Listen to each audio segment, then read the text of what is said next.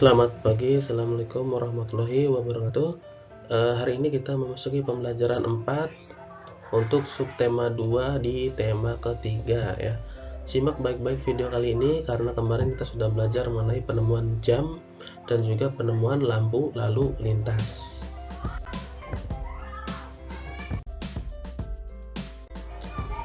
Nah, pada hari ini ya kita akan belajar ya mengenai apa itu kalimat efektif.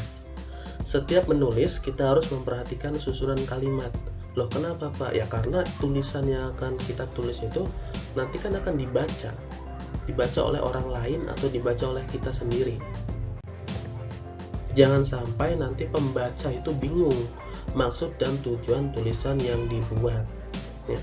Jangan sampai mereka itu salah mengartikan tulisan kita seperti itu. Nah, makanya kalimat efektif mengungkapkan gagasan sehingga mudah dipahami. Jadi yang dinamakan kalimat efektif itu sebuah kalimat yang mengungkapkan gagasan sehingga mudah dipahami, intinya mudah dipahami.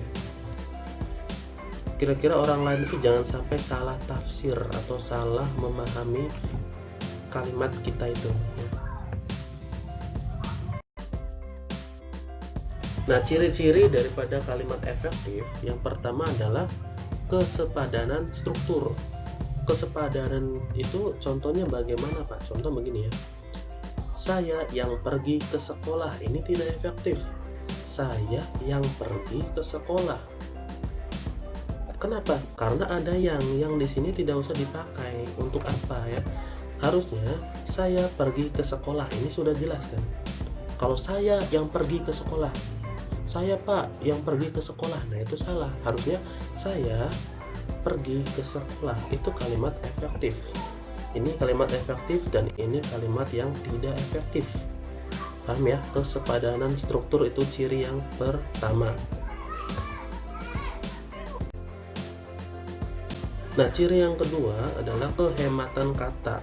Artinya jangan sampai kita membuat kalimat panjang lebar itu boros ya, jangan sampai diulang-ulang maknanya. Contoh begini, para tamu-tamu duduk di kursi. Mengapa disebut tidak efektif ini para tamu-tamu? Yang namanya para itu menunjukkan banyak orang ya. Misalnya para warga berarti banyak warga, para pejabat berarti banyak pejabat. Nah, di sini tamu-tamu berarti kan lebih dari satu tamu ya. Tamu-tamu, warga-warga, orang-orang berarti kan banyak ya. Ini sudah banyak, paranya sudah banyak, tamu-tamu juga banyak. Ini tidak efektif. Yang efektif adalah tamu-tamu duduk di kursi atau boleh para tamu duduk di kursi. Ini efektif. Jadi boleh tamu-tamu duduk di kursi. Tamu-tamu berarti banyak tamu ya duduk di kursi, atau para tamu. Para itu artinya banyak, menunjukkan orang yang banyak. Jadi ini kalimat efektif dan ini kalimat yang tidak efektif.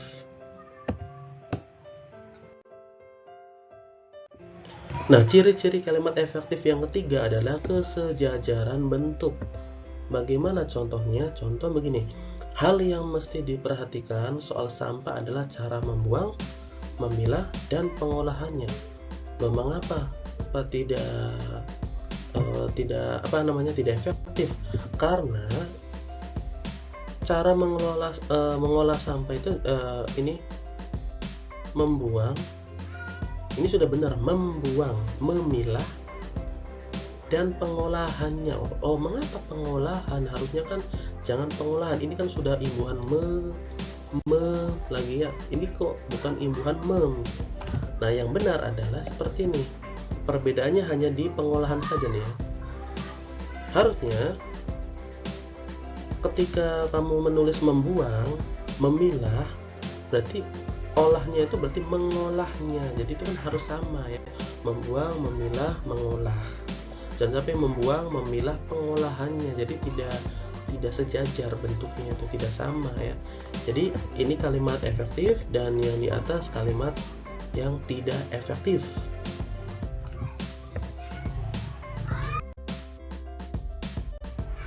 Berikutnya tentang ketegasan makna. Ketegasan makna itu berarti maknanya itu harus jelas, jangan sampai ambigu, jangan sampai orang yang membaca tulisan kita itu salah menafsirkan. Contoh begini, kamu belajarlah dengan rajin agar pintar. Ini tidak efektif. Nah, mengapa tidak efektif? Kamu belajarlah dengan rajin agar pintar. Yang benar itu ya belajarlah dengan rajin agar kamu pintar. Ini ketegasan maknanya di sini ya. Harusnya itu jangan kamu belajarlah, jadi belajarlah dengan rajin agar kamu pintar. Jangan kamu belajarlah dengan rajin agar pintar. Ini kebalik, posisinya terbalik di sini ya, salah.